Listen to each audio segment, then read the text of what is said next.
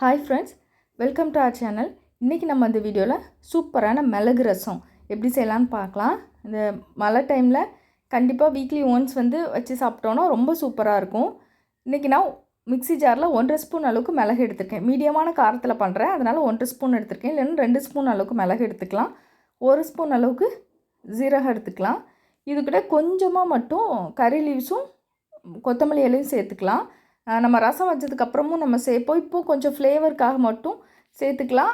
5-6 பல் பூண்டு சேர்த்து தண்ணி ஊற்றாமல் மிக்சியில் குறன்னு அரைச்சி ரெடி பண்ணி வச்சிடலாம். இப்போ சின்ன நெல்லிக்காய் சைஸ் அளவுக்கு புளியை கரைச்சி வச்சுக்கலாம். நம்ம எந்த பாத்திரத்தில் எந்த அளவுக்கு நமக்கு ரசம் வேணுமோ அந்த பாத்திரத்தில் நம்ம அளந்து எடுத்துக்கிடலாம்.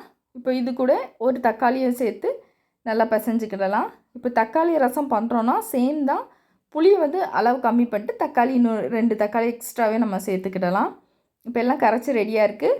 இந்த தக்காளியோட தோல் வேண்டாம் அப்படின்னா வெளியில் எடுத்துக்கலாம். உள்ளே இருக்கிறது பிடிக்குன்னா அப்படியே நம்ம வச்சுக்கலாம். இப்போது டேஸ்ட் பண்ணி பார்த்துட்டு புளிப்பு எவ்வளோ இருக்கோ அதுக்கு தகுந்த மாதிரி நம்ம தண்ணி ஊற்றி ரெடியாக வச்சுக்கலாம். இது கூட ஒரு பிஞ்ச் அளவுக்கு மட்டும் மஞ்சத்தூள் நம்ம சேர்த்துக்கிடலாம். இப்போது ரசத்தை தாளிச்சிடலாம். தாளிக்கிறதுக்கு ஒரு பாத்திரம் ஹீட்டானதும் நல்லெண்ணெய் சேர்த்துருக்கிறேன். ஆயில் நல்லா சூடானதும் 1/4 ஸ்பூன் அளவுக்கு கடுகு சேர்த்துக்கலாம். அது பொரிஞ்சதும் கொஞ்சமாக மட்டும் வெந்தயம் கருகிட்டுனா கசப்பு தன்மை வந்துடும். அதனால் கருகிறதுக்கு முன்னே 2 வத்தல் கிள்ளி போட்டுடலாம். வத்தலோட கலர் கொஞ்சம் சேஞ்ச் ஆகணும். அப்போ நல்லாயிருக்கும் ஃப்ளேவர். லைட்டாக வதக்கிக்கிடலாம்.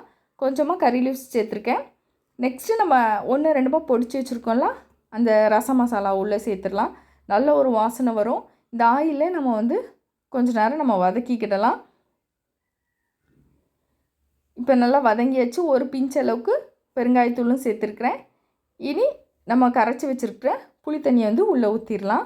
இப்போ கொதிக்கிறதுக்கு முந்தின ஸ்டேஜ் நமக்கு வரணும்.